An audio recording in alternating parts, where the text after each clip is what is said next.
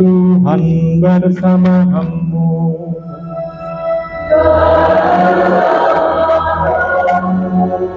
Inilah Injil suci menurut Santo Lukas.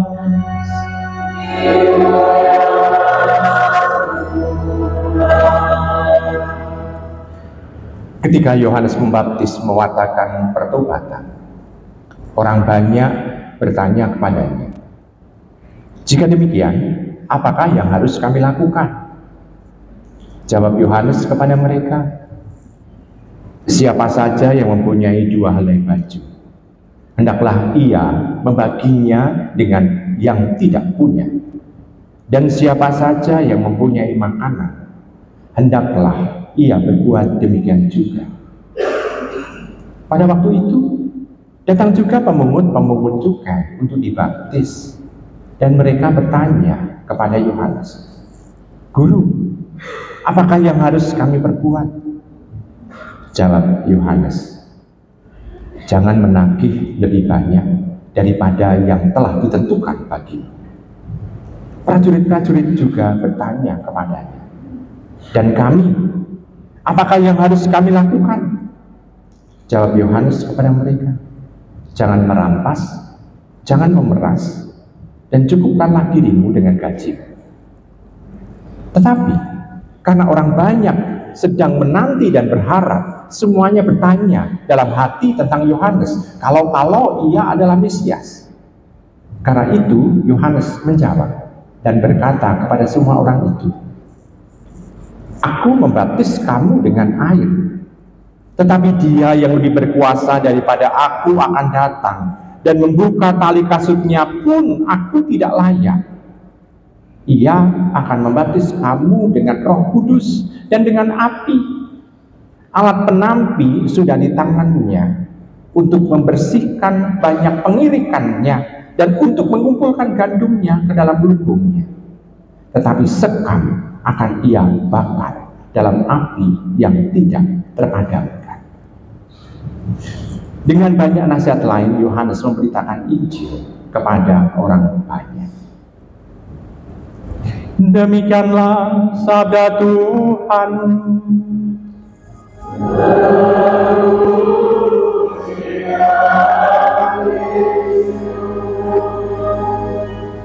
Ibu, bapak, saudari-saudara yang terkasih dalam Tuhan, dalam bacaan Injil bagian ending akhir dikatakan Yohanes, maksudnya Yohanes Pembaptis, memberitakan Injil kepada orang banyak. Nah, kalau kita melihat di situ dikatakan Injil kepada orang banyak, Injilnya itu isinya apa? Ibu, bapak, saudari terkasih dalam Tuhan, yang dimaksud dengan Injil memang kabar sukacita, artinya dari kata evangelion. Tetapi intinya adalah apa? Intinya adalah Dia juga mewartakan Mesias, Al-Masih, Tuhan Yesus sendiri yang Dia wartakan. Walaupun kita tahu Yohanes Pembaptis bukan murid Tuhan Yesus, dia bisa dianggap sebagai orang dari perjanjian lama, tetapi bicara tentang Tuhan Yesus. Kenapa? Karena Tuhan Yesus nantinya baru akan berkarya setelah Yohanes Pembaptis ditangkap. Kan berarti tampak bahwa Tuhan Yesus itu misalnya warta dari Tuhan Yesus belum dikenali oleh Yohanes Pembaptis. Namun Yohanes Pembaptis dikatakan dalam Injil kita tadi itu dikatakan bahwa dia mewartakan Injil. Karena sudah ada paling tidak pengenalan secara rohani mengenai tokoh yang dia persiapkan, yakni tokoh yang agung, tokoh yang besar, tokoh yang sungguh luar biasa. Karena dalam bacaan Injil pun diungkapkan kalau Yohanes membaptis dengan air, tokoh yang akan datang ini membaptis dengan Roh. Air itu hanya sekedar pertobatan, namun Roh ini kalau diterima oleh orang yang dibaptis dengan Roh itu akan menuntun orang menuju kepada kebaikan, kepada kedamaian, kepada sukacita sejati.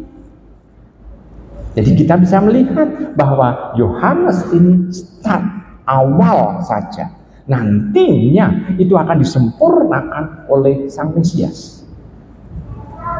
Dan kita bisa melihat orang-orang pada waktu itu berkerumun itu sudah bertanya-tanya, jangan-jangan Yohanes ini adalah Mesias. Kalau demikian kita bisa melihat keagungan dari Yohanes pun itu sudah ditampakkan pada waktu itu. Wartanya pun itu sudah disegani. Pemungut cukai saja mau datang. Prajurit-prajurit pada waktu itu juga datang. Masih banyak kerumunan, orang banyak datang. Dan kita bisa melihat bahwa kerumunan yang mendengarkan Yohanes ini tidak terkotak-kotak. Orang Yahudi, pemungut cukai, prajurit. Kalau dikatakan prajurit, ini berarti tampak bahwa ini adalah prajurit adalah orang-orang Romawi juga, dan juga prajurit orang-orang pengikut Herodes. Berarti kita bisa melihat bahwa yang mendengarkan ini itu tidak terkotak-kotak dengan berbagai macam kelompok. Nah, keagungan Yohanes Pembaptis saja sudah terlihat seperti itu. Apalagi yang mau untuk diwatakan, yang membaptis dengan Roh Kudus. Nah, Ibu Bapak, saudara-saudari yang dikasihi dalam Tuhan. Di sini kita bisa melihat bahwa Yohanes Pembaptis mau mewatakan kepada kita sukacita itu. Dia yang mempersatukan, tidak ada lagi kelompok-kelompok yang terkotak-kotakan.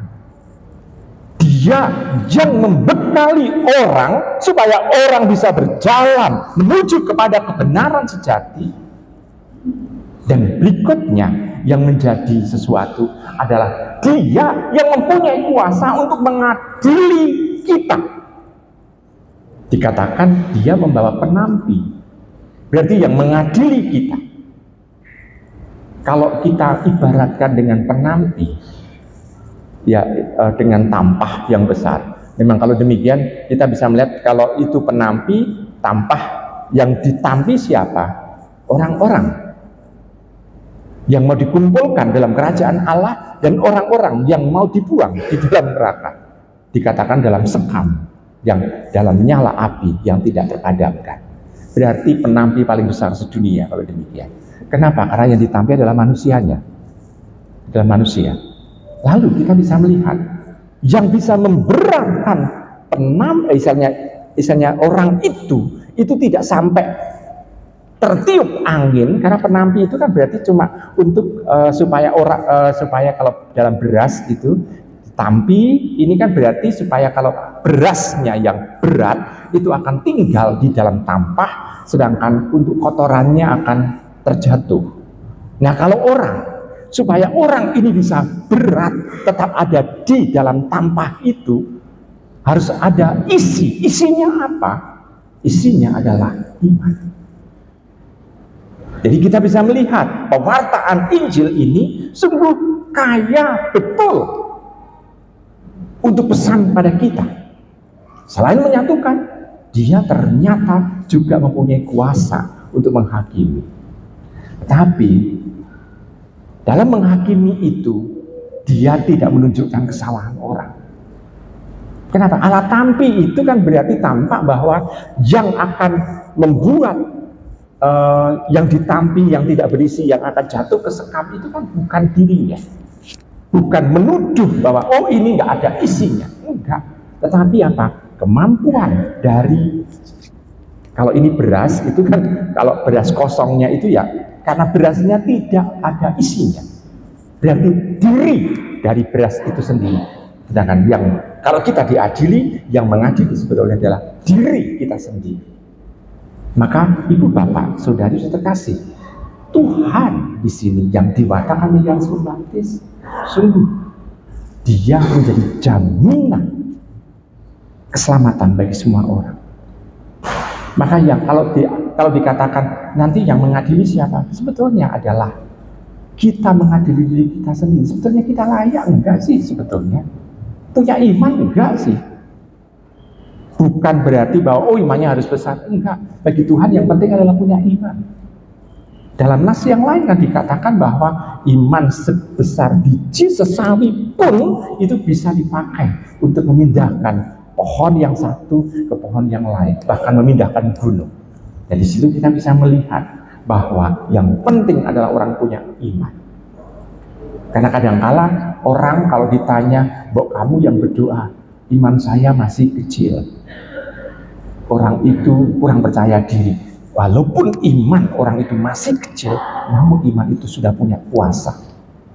Maka ibu, bapak, saudara kasih dalam Tuhan, kita tidak membandingkan orang per orang mengenai soal iman.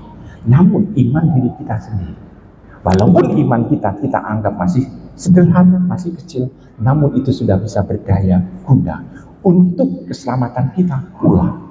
Maka kesimpulannya dari bacaan Injil ini mau berpesan kepada kita, mari kita mempunyai iman itu, supaya iman ini itu bisa memperlengkapi sukacita kita. Sukacita yang bagaimana? Sukacita bahwa Tuhan itu berkenan untuk tetap menyimpan kita di dalam lumbung gandumnya, dalam lumbungnya, sehingga kita senantiasa ada bersama dengan Dia. Itu karena sukacitanya, sukacita yang kita alami. Maka disebut dengan Gaudete. Karena apa? Karena kita itu, dengan kita mempunyai iman itu, kita akan mengalami sukacita itu karena ada dalam kebersamaan bersama dengan Tuhan. Hanya syaratnya memang di sana seperti yang ditanyakan oleh pemungut cukai dan para tentara itu. Pemungut cukai bertanya, apa yang harus kami buat? Yohanes lalu mengatakan bahwa kalau kamu harus mengambil misalnya itu cukai pada orang, jangan minta nambah, jangan memberati orang, jangan membuat kekayaan bagi dirinya sendiri. Tentara pun, karena tentara itu kan mempunyai kekuatan senjata, maka tidak boleh dipakai untuk merampas, namun dipakai untuk membawa damai. Sebetulnya warta ini juga untuk kita. Nah, kalau kita guru, apa yang harus kita lakukan? Kalau kita dokter, apa yang harus kita lakukan? Kalau kita seorang mahasiswa, apa yang harus kita lakukan? Kalau kita seorang pensiunan, apa yang kita lakukan? Kita hendaknya bisa menjawab itu dalam hati kita sendiri, sehingga kita nantinya bisa melakukan apa yang terbaik. Oh, ternyata Tuhan memanggil kita sesuai dengan panggilan kita masing-masing, sesuai dengan pekerjaan kita masing-masing untuk melakukan hal yang bermakna di dalam kehidupan ini. Sehingga kehadiran Tuhan yang sudah membahagiakan kita membuat kita hadir pula bisa membuat sukacita bagi orang lain. Kalau kehadiran kita bisa membuat sukacita bagi orang lain, maka di situ tampak bahwa Tuhan menggunakan kita bagi kehadirannya, namun kita tidak boleh sombong. Seperti Yohanes yang tidak sombong pula. Dia punya kuasa untuk mengampuni dosa dengan baptisan yang dia lakukan, namun dia tidak berani untuk mengatakan saya Mesias. Dia tetap dengan rendah hati melihat keterbatasan yang dia punya. Demikian juga dengan kita. Kalau kita mampu memberikan sukacita kepada orang lain, kita tetap harus sadar siapa kita di hadapan Tuhan. Biarkanlah Dia yang langsung mendampingi orang yang sudah kita buat sukacita di dalam kehidupan kita ini. Selamat merenung.